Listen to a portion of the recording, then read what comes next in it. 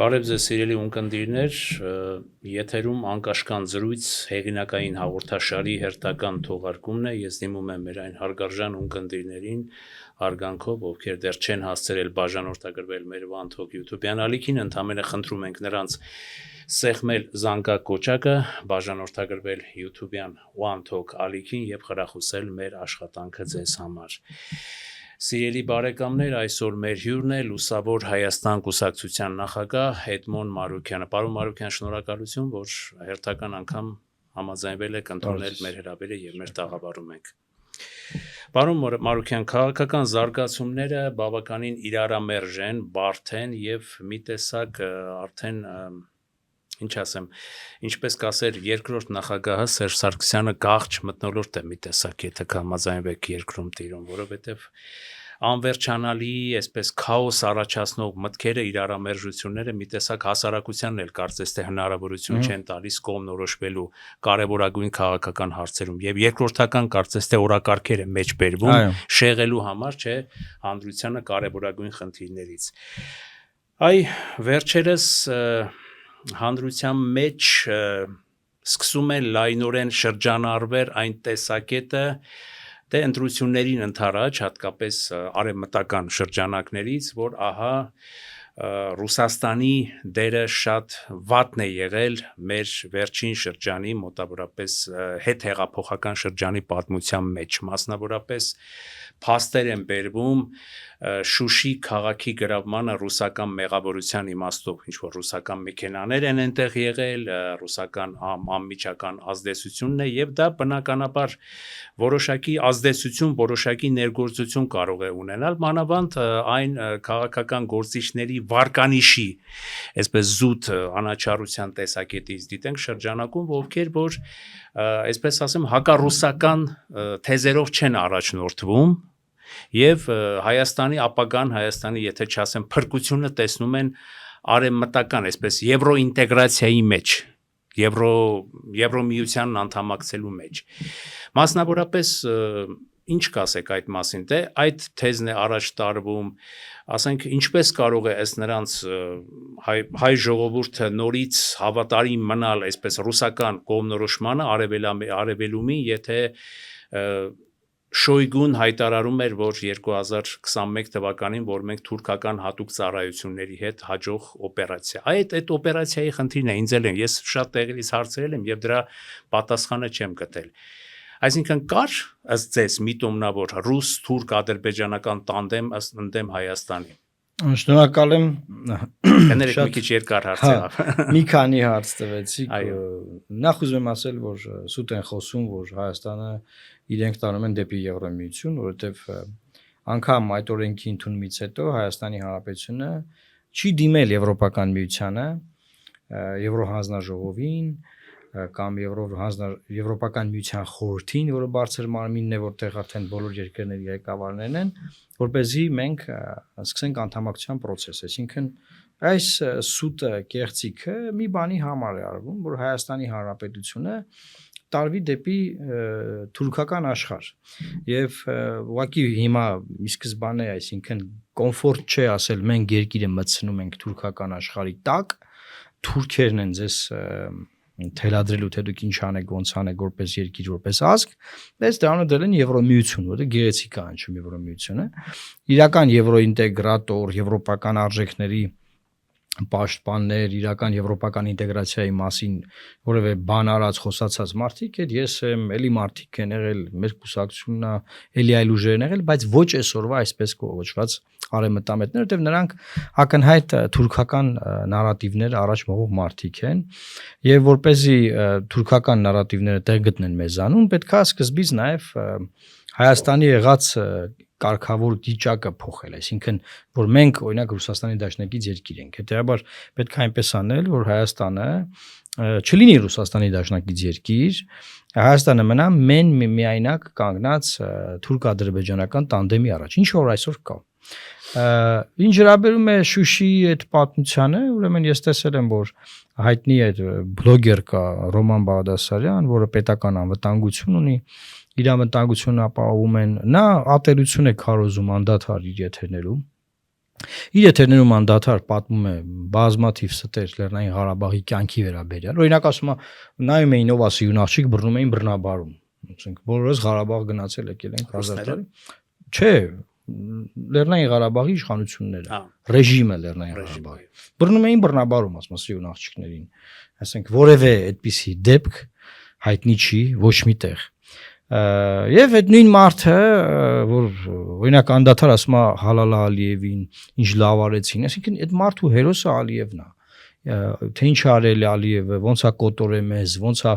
գրավել, ոնց է նվաստացրել մեր ազգին, ոնց է կոշիկները սրբել մեր դրոշների վրա, իրանց հերոսը Ալիևն է։ Հիմա այդ նույն մարդը ասում է, որ բայ իմացակ Շուշին ոնց է հանձնվել ռուսական դրոշներով կամազներ են եկել, հայերը մտածել են ռուսներն են, ասեն հա եկեք առաջ բան, հետո պարզվել է չէ ռուսները չեն, ադրբեջանցիներն են։ Ես տեսա այդ հատվածը, որ տարածում են շատ ակտիվ։ Ուրեմն ասեմ, որ Լեռնային Ղարաբաղի տարածքում ռուսներ չեն եղել այդ ժամանակաշրջանում, ռուսներն եկել են Շուշիի կործանումից հետո։ Այսինքն Շուշին այլևս գրաված է եղել Ադրբեջանի կողմից, որից հետո ստորագրվել է նոյեմբերի 9-ի փաստաթուղթը եւ որից հետո նոր ռուսները սկսել են ժամանել Հայաստան եւ այդ ամբողջ գիշեր նոյեմբերի 9-ի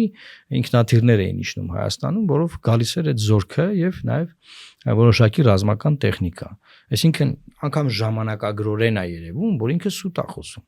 Բայց մեկը, քանի որ բանը հենքը կա այդ քարոզչությունն իրականացնելու,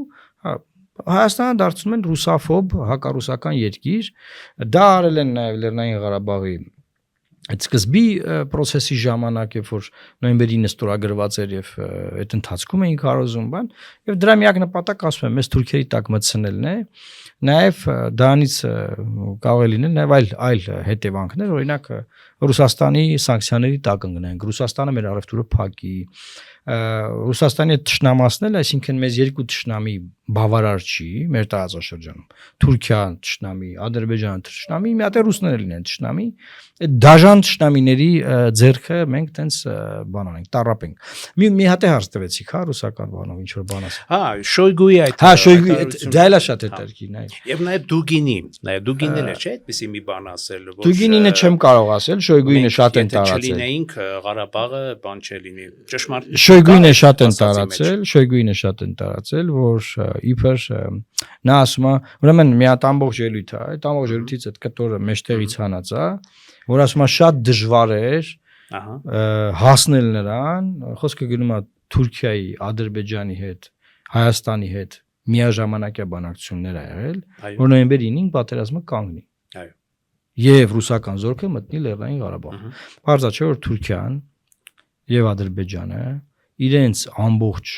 մարմնի բջիջներով դեմ են եղել, որ որևէ այլ զորք մտնի Լեռնային Ղարաբաղ, որտեղ իրենք արդեն գրավելով գալիս էին, գրավում էին։ Դա մեծ օպերացիա եղել, որ կարողանան հասնեն դրան։ Եվ դա նոյեմբերի 9-ի փաստաթուղթն է, դա ցայկող process։ Հիմա ինչ է տեղ ունենում։ Մեր Զելենսկու մոտ ագենտ աշխատող մարդիկ կան, Զելենսկիականներ եմ ասում ես դրանց, էլի արևմտամետ չեն իրանք։ Էրդողանի մոտ են, Զելենսկու մոտ են, չգիտեմ, բանի Ալիևի մոտ են աշխատում։ Այդ մարդիկ այդ կտորը հանեն, ասում են նայեք Շայգուն ասում է ինչ օպերացիա են կարել Լեռնային Ղարաբաղում։ Տեսակ ասինքն այդ օպերացիան նախապես էր պլանավորված։ Գիտեք, մենք ընկնում ենք երկրորդական, երրորդական, չորրորդական հարցերի հետևից, օրինակ այդ ռոպագանդան որ իրականացվում է, էլի։ Ոչ ոք չի ուզում ասի որ Ժողովուրդ ջան, եղել է Մինսկի խմբի պլան խաղաղության, որի համաձայն 5 շրջաններից Հայաստանը պետք է զորքերը հաներ եւ Լեռնային Ղարաբաղ մտներ նույն խաղաղապահ կոնտինգենտը եւ մարդիկ հանգիստ խաղաղ ապրեին Լեռնային Ղարաբաղը մնար, այնտեղ դրամը ծախսվեր, հայկական անձնագրերով մարդիկ ման գային, կարգավիճակի հարցն է մնար։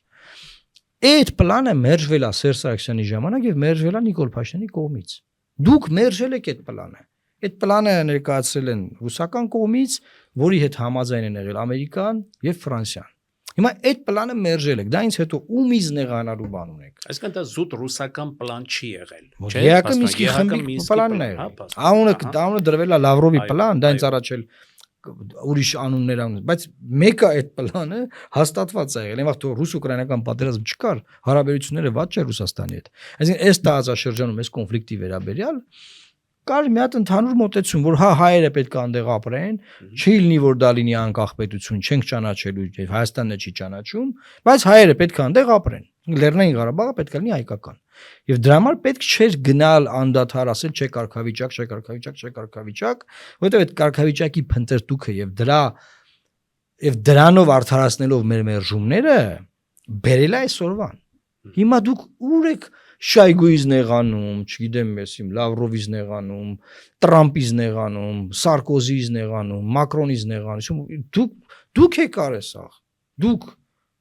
համաձայնվեք այդ պլանի հետ, նախ Նիկոլ Փաշինյանի ժամանակ այդ պլանը չի բացահայտվել։ Չի ասել որ ցեղանին կա սենց խաղաղության պլան։ Ինքը չի ասել։ Ոչ մի կերպ իրանք չեն ընդունում որ փաստաթղթ։ Եթե համաձայնվեին պարոն Մարուկյան, չկներեք, չէր լինի այդ պատերազմը։ Ըստ ձեզ կամ մի քիչ էլ որ առաջ գնանք, այսպես ժամանակայինով, այ Ալեն Սիմոնյանի խոսքերը մեջ բերեմ, որ կա այդ խոսքերի մեջ որոշակի ճշմարտություն, երբ որ 2022 թվականին արդեն բռնկվեց ռուս-ուկրաինական այս արյունալի պատերազմը, նա իր հարցազրույցներից մեկում ասեց, դե պիտի Ռուսաստանը գին վճարեր, եւ այդ գինը վճարեց Հայաստանի Արցախի հաշվին, այսինքն զիջման գնալով թուրք-ադրբեջանական տանդեմին։ Կա այդ խոսքերի մեջ որոշակի ճշմարտություն։ Հիմա դե ով ինչ չի հասկանում խոսում, ինչ գին, իրանք ինչ են հասկանում Ռուսաստանն ինչ երկիր է, ումա գին վճարել Ռուսաստանը։ Այսինքն Ռուսաստանն ուզում էր որ Լեռնային Ղարաբաղն անցնի Ադրբեջանին, բայց եկավ մի գիշերվա մեջ մտավ այդքան զորք բերեց մտցրեց բանը Ադրբեջանի այսպես կոչված ճանաչված տարածք, հա։ Հասկանում եք մենք ապուշություններ ենք քննարկում։ Ինչ գին, կամ դուք ինչ եք հասկանում, մի հատ շատ կարևոր բան կա, հիմա բոլորը խոսում են աշխարհակահաղականությունից։ Այո։ Ես ձեզ վստահեցնում եմ, որ այդ բոլոր խոսացողների մեջ 99%-ը չի հասկանում ինքը ինչից է խոսում։ Այդ մարդիկ իրանց տան հարցերը չեն կարա որևէ բան մի միլիմետր լուծեն, ասենք։ Չգիտեն, ասենք, ոնց ասեմ, առավոտը որ արթնանում են, իրենց տեղաշորը գոնե հավաքում են, թե չէ։ Քննարկում են Ռուսաստանը, Ամերիկան, Ֆրանսիան, չգիտեմ ինչ։ Հա դուք ով եք։ Դուք ինչ եք հասկանում, ով ինչա մտածի, ով ինչա խոսացել, ով ինչա արել։ Հասկանում եք մենք նստած ենք ինչ որ դատարկաբանությունների մեջ, ինչ որ անիմաստ խոսակցությունների։ Պետք է ինչ որ գին վճարեին, բան անեին, բան, հա միլիոնավոր դոլարներ են ծախսել կեմը թե Լեռնային Ղարաբաղ, այդքան բլոկպոստեր կառուցել, կազարմ եք կառուցել, բերե իրանց զորքը տեղակա է բան արել, որ բանա, որ տային, հա։ Այսինքն ինչ ենք մենք քննարկում։ Ապուշություններ են եւ բացարձակապես ես չեմ կարող որևէ այլ գնահատական տալ։ Ես մի բան գիտեմ, որ իշխանությունն ինքը գիտի, որ ինչ արել է, սխալ արել, բայց չի կարող այդ սխալը մեղքի իր վրա վերցնել։ Դա համար պետք է բոլորը մեղավոր լինեն։ Հիմա ասենք մեղավորը նա, ես իմով չգիտեմ, բայց ամենահարմար մեղավորը ռուսներն են։ Ինձ ընդհանրապես դուր չի գալի, որ ես ստիպված պետք է ճշմարտությունը ասեմ, որի արդյունքում դառնում է, որ ես բան եմ անում, էլի, փաստաբանություն եմ անում, ինչ եմ անում։ Բայց որ Շայգուն չի ասում տենց բան, ուրիշ թեմայի վերաբերյալ է, որ Շուշին գրավել են կռվով ու ոչ մի ռուս այնտեղ չի եղել։ Հիմա եթե ճիշտը դա է, դուք ինչ եք սուտ տարածում, որ ինչ անեք։ Յանի դուք այնքան հզոր եք Շուշին պահում եք, ռուսներն եկան ցած չերես եկալան։ Այսինքն Շոյգուին այդ ասածը չի վերաբերում հայերի դեմ ռուս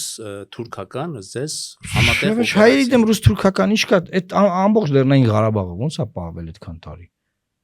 Այսինքն այդ Լեռնային Ղարաբաղը ոնց էր որ չէին գալի գրավեն։ Եղել է բանակցային process, այդ բանակցային process-ում եղել են ռուսներ, եղել է Ֆրանսիա, եղել է Ամերիկա։ Հետո կամած տարածաշրջանում իրավիճակը փոխվել, հայկական կողմին ասեն եղբայր կա խաղաղության պլան։ Քանի որ դու մեր եղբայրն ես, այս խաղաղության պլանը արա, որ քո համար լավ լինի։ Հայկական կողմը միշտ հրաժարվել է։ Սերժ Սարգսյանի օրոք մերժել են, եղել է ապրիլյան պատերազմ։ Հետո ասել են լավ կանենք, էլի չեն արել, եղել է հեղափոխություն։ Հետո եղել է Փաշինյանը, հետո Փաշինյանն էլա մերժել եւ եղել է պատերազմ։ Պարզապես ես ձեր խոսքից հասկացա, որ Շոյգուի այդ արտահայտությունը վերաբերում էր բոլորովին ուրիշ, բայց այդպես որ քանի որ այսպես հնչում է այդ ամեն ինչը եւ շատերը դուք կարդացել եք այդ իր հարցերից։ 2000 այդ ցիտատը ցիտատը ինչի մասին է, որ ցիտատը ինչ է, որ մենք լավ օպերացիա արեցինք, ինչի մասին է։ Ինչ օպերացիա։ Այսինքն ինքնաթիռներով մեզ զենք էին ուղարկում պատերազմի ժամանակ իրանք, բայց օպերացիա արեցին ընդ որ Ղարաբաղը գրավեն ադրբեջանցիներ, հա։ Իրանց զորքը բեին մցին, վտանգեցին, ուղաթիռը խփվեց, մարդիկ զոհվեցին, հետո այն մյուս պատերազմի ժամանակ էլի ռուսները զոհվեցին, բանը տանում էին որ բան անեն։ Ինչ եք քննարկում։ Ես կարող եմ ձեզ ուղարկել այդ Շայգուի ամբողջական արձագանքը։ Ուղղակի դա հասկանում եք, մենք չենք դնելու բանը, ասենք, սիրելի ժողովուրդ, այսպես բան են տարածում Շայգուի մասին, սուտ են ասում։ Թող Շայգուն հերքի, Կամեսիմով հերքի, բայց նրանք էլ պատկերացնում եք ինչքան մանր հարց է այդ երկրի համար, ինչ որ Հայաստանում ինչ որ մարդիկ ռոպագանդա են անում իրաց դեմ։ Հետո ինչ, ով է դժվելու Հայաստանը։ Ում հողերն են գրավելու Հայաստանի։ Ով է մնալու անդաշնակից այս ռեգիոնում Հայաստանը։ Ում տնտեսությունն են քանդելու Հայաստանի, ում ատոմականն են փակելու Հայաստանի։ Հետեւաբար ինչ կան իրանք գաննեն ձեր գործերի մեջ խառն ասեն, չէ, սենց չեղե, սենց է եղե։ Ձեր շահերից է բխում, Հայաստանի շահերից է բխում, ինքը ճիշտ դատողություններ անի, իր ժողովրդին ճիշտ ուղղորդի։ Բայց Հայաստանը ինքը իր ժողովրդին այսօր ուղղորդում է սխալ։ Տանում է դեպի նոր արհավիրքի, նոր կործանման։ Տարեք։ Հիմա ես դուք մի քանի հոգի ասում ենք Ժորժ ջան, ճիշտը սա է, սա չի։ Ես իմ լսողը լսում է, չլսողը չի լսում։ Ինչ անենք էլ ուրիշ։ Որտեւ այն կոմից այն մյուս ասողներն ավելի շատ են։ Ավելի շատ ռեսուրս ունեն, ավելի շատ փող է դրված դրա վրա։ Բայց այդ փողը ինչի համար է դրվում։ Որից երկիրը չլինի այս ռեգիոնում։ Կործանեն գնա։ Հողին հավասարացնեն, վերջացնեն գնա։ Էսա, ուրիշ տեղ իլյուզիաներ թող ոչ մեկ չունենա։ Ասենք այս տարածաշրջանում, այս Հայաստանը որ կա, դա այնպես չէ որ Ադրբեջանը ուզում է այս Հայաստանը լինի, Թուրքիան ուզում է որ լինի։ Կամ ասենք ասում են Իրանը դիրքորոշումը փոխեց, ասում է Լեռնային Ղարաբաղը միշտ էլ Ադրբեջանի հողն էր։ Եթե դուք ճանաչում եք որ Ադրբեջանի հողն էր, Իրանը ինչ պետք է անի։ Կամ ասում են Լուկաշենկոն տական քաղաքիա գնաց է բան։ Շուշի գնաց ասում է։ Բայց դուք Շուշին ճանաչիք ադրբեջանական, հետո է Լուկաշենկոն գնացել։ Դայից առաջ գնացել է, չի գնացել։ Այսինքն դուք ձեզ քրֆեք։ Լուկաշենկոին քրֆեմ եք ինչ անեք։ Լուկաշենկոն սկի ձեզ չի տեսնում, չգիտես որ դուք կաք։ Քրֆեք չքրֆեք, ինչա փոխվում Բելարուսի համար, ասենք Հայաստանի պահվածքը։ Ինչ անը, միլիարդավոր առևտրաշրջանառություն ունի, նավթա տանը մեզանից, թե մեր ատոմակայանի էլեկտրաէներգիան է օգտագործում, ինչ անում։ Քրֆեք Լուկաշենկոին, հետո։ Բոլորին քրֆեք, հետո։ Էսա,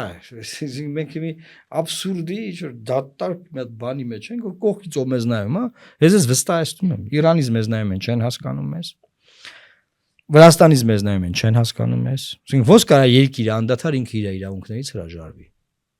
Սրանք ով են, ասում են որ այն տարբերակ չունենք, որովհետև կանգնած են գոյաբանական խնդրի առջև, թույլ ենք։ Հենց այդ ամերիկյան նախագահներից ո՞րն էր ասել, ասում է, որ դու զիջում ես իրավունքներդ, որ անվտանգ ապրես, դու երկուսն եք կորցնում ես։ Դու ոչ անվտանգ ես լինելու, ոչ էլ իրավունք ես ունենալու։ Ինչ գոյաբանական, ինչ չգիտեմ ինչ։ Ով դարձրեց, ով մեզ տարավ մտցրեց այդ գոյաբանական խնդրի մեջ։ Այդ ոնց եղավ որ գոյաբանականի հանգեցինք։ Այսինքն պատկերացնում եք ծայրահեղությունից մի դրվագում մենք 20% օկուպացրած նստած ենք, ըստ իրանց էլի, որ տենց մտել ենք խալխի հողերը գրավել ու տենց ասում եք չենք տալիս։ Մյուս դրվագում գոյաբանական պայքար է, կոտորվում ենք, կործանվում ենք։ Սա ինչ է, սա ինչ մտածողություն է, ինչ պահվածք է։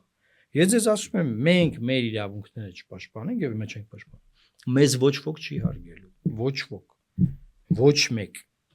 ոչ տարածաշրջանում, ոչ Միացյալ Նահանգներում, ոչ Ֆրանսիայում։ Սփյուռքում ապրող մարդիկ հայերը ոնց էին մինչև այս պատերազմներն ու այս կորուստները, շատ հպարտ, շատ վստահ։ Այդ հարցերը տասեք, հիմա ոնց եք ձեզ զգում։ Այնպես չի որ դարդու ցավներս բան ասում ենք, մտածում ենք որ հայերը բանում Մոսկվա որևէ շուկա մտնելուց, որ դա ադրբեջանցիները կանաչի են վաճառում կամ ընդհակառակն է,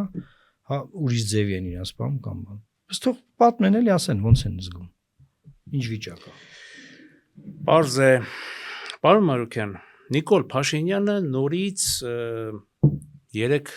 նախագահներին հրավիրում է բանավեճի Արցախյան հարցի շուրջ։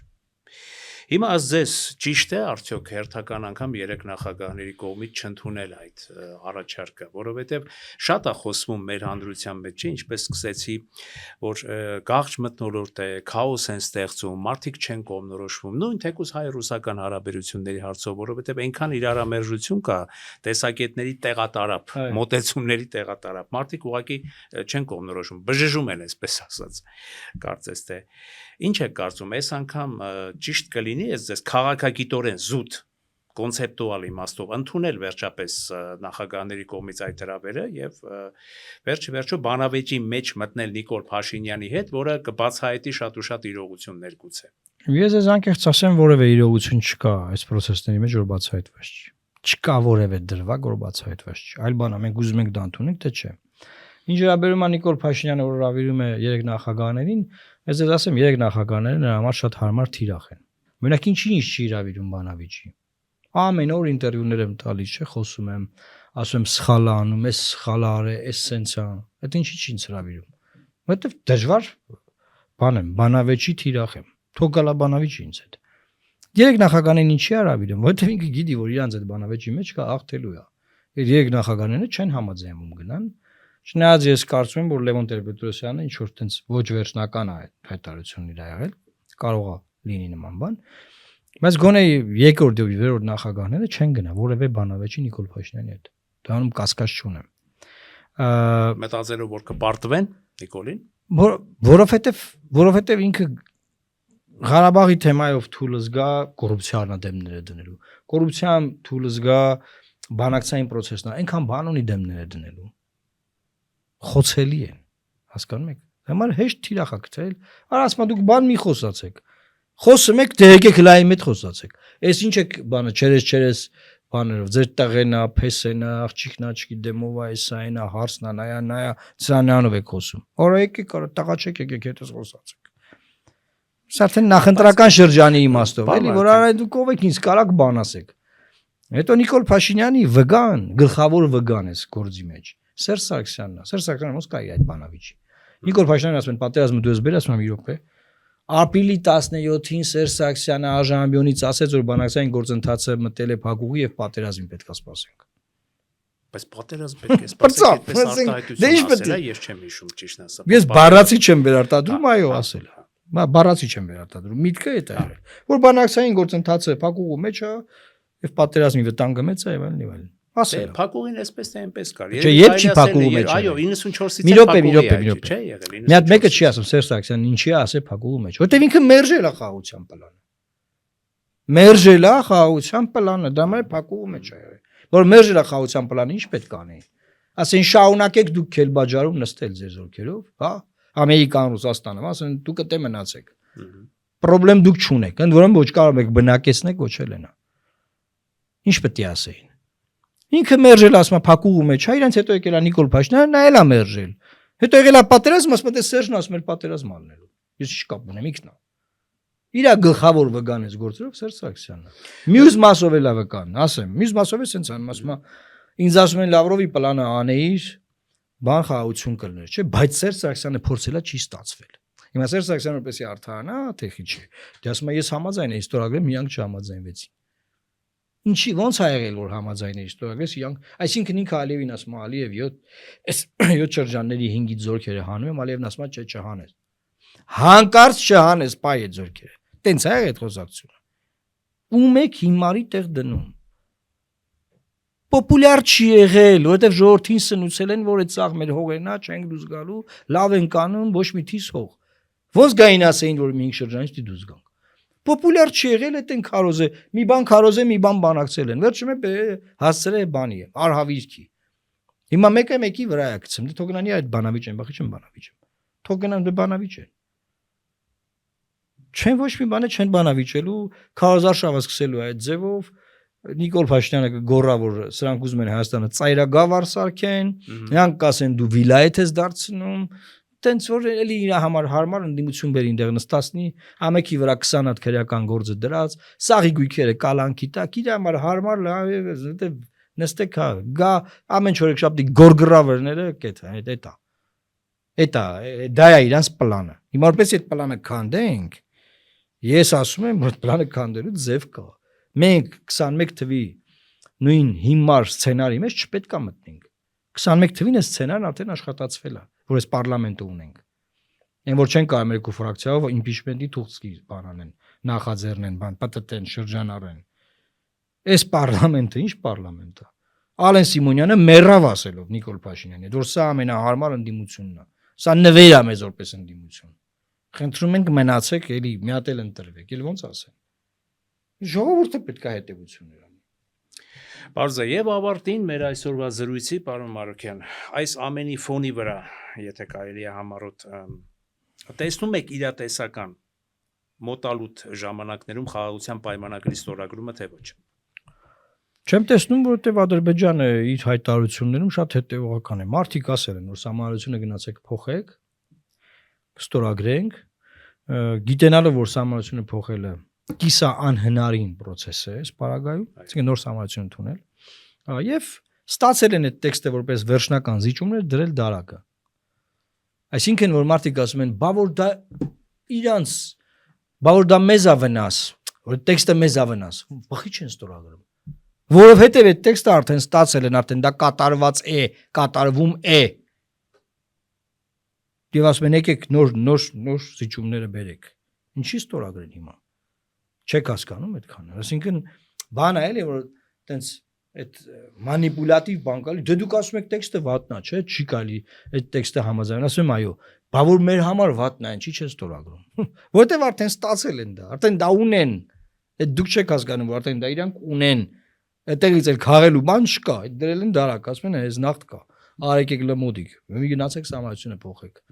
Գնացեք պատերազմի հանցագործներին բերեք տվեք մեզ։ Խոջալիի ցեղասպանությունը ճանաչեք։ Բանակը զինաթափեք։ Զենք մի առեք։ Հենան լսե թողրասեն ալի։ 300,000 ադրբեջանցի։ Դե թող ասում ադրբեջանցիներն դե գալու են։ Հետո գալու են անվտանգ չեն լինելու, որտեվ բանկ ատելություն կա ազգերի մեջ։ Դե որ գալու են անվտանգ չլինելու, իրանց այդ զորքը գա, որ իրանց անվտանգությունն ապահովի եւ այդպես շարունակ։ Ինչ են ուզում։ Այդ զարմանում են, որ ինչա։ Պարոն Մարուկյան, ձեր ամեն դեպքում այս ոչ ուրախալի իրողությունների այսպես շարադրանքին ուզում եմ գումարեք Աստված պահապան, ինչպես միշտ ձեր Տեսեք, եթե մենք հիմա կավա շատ տխուր է, չէ՞, ամեն ինչ, եւ այդպես է կա։ Եթե մենք մեր հիվանդությունների, մեր խնդիրների հստակ ախտորոշումը չտանք, մենք մեզ խափենք, որ բան էսա մենք գաս մենք կործանվելու ենք։ Դա համար ավելի լավ է հիմա տխուր ճշմարտություն մենք արձանագրենք, որ դրանից ելքը գտնենք դուրս գանք եւ ելքը կա եւ դուրս կգանք։ Բայց այս արձանագրումը ինչ որ մենք հիմա արձանագրում ենք, սա ոչ բոլորն են դեռ հասկանում։ Դա համար շատ կարեւոր է սա արձանագրել ամեն անգամ, որ էսա մեր վիճակը։ Աստված պահապան Հայաստանի Հանրապետությանը։ Աստված պահապան Հայաստանի Հանրապետությանը, շնորհակալություն, որ ժամանակ գտաք եւ եկաք մեր տաղավար։ Շնորհակալություն, պարոն Մարուկյան։ Եթերում անկաշկան զրույց հեղինակային հաղորդաշարի հերթական թողարկումներ եւ մեր հյուրներ, մեր զրուցակիցներ Լուսավոր Հայաստան կուսակցության նախագահ Էդմոն Մարուկյանը։ Ես դիմում եմ մեր այն սիրելի ունկնդիրներին, որոնք դեռ չեն հասցրել բաժանորդագրվել մեր One Talk YouTube-յան ալիքին, խնդրում եմ նրանց ընդամենը սեղմել զանգակոճակը եւ բաժանորդագրվել մեր ալիքին։ Ամեն դեպքում ցանկանում եմ բոլորիդ լավատեսություն եւ լավ տրամադրություն, լավ եղեք։